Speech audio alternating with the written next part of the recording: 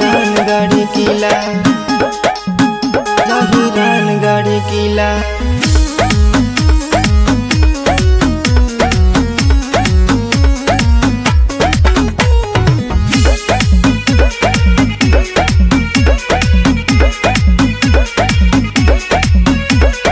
तातल जवनिया या चार डलबू, देहू न दिल का बेकार करबू, देहू न दिल का बेकार करबू। कहो तातल जवनिया या चार डलबू, देहू न दिल का बेकार करबू, बेकार करबू।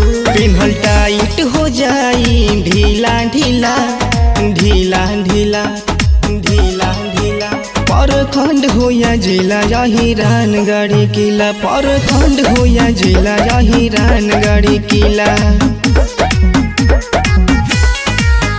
यही रानगढ़ किला, यही रानगढ़ किला।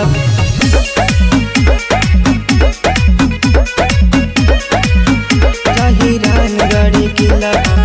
जिगर बसेर के न छोड़ब रंगदारी, हई मरद हम पाका बिहारी। नाम हमारे लिखाई इतिहास में, जेकरा के चाही वो आ जाला पास में, जेकरा के चाही वो आ जाला पास में। जिगर बसेर के न छोड़ब रंगदारी, हई मरद हम पाका बिहारी।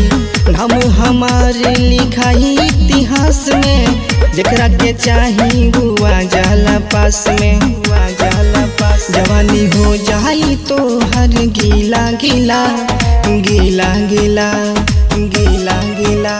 परखंड हो या जिला यही रानगढ़ किला, परखंड हो या जिला यही रानगढ़ किला। परखंड चाहे जिला यही, परखंड चाहे जिला यही, यही रानगढ़ किला,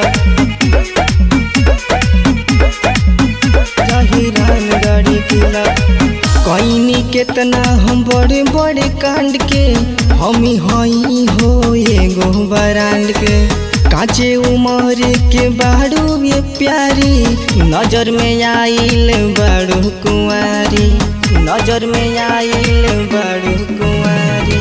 कईनी केतना हम बड़े बड़े कांड के, हमी हई हो एगो बरांड के।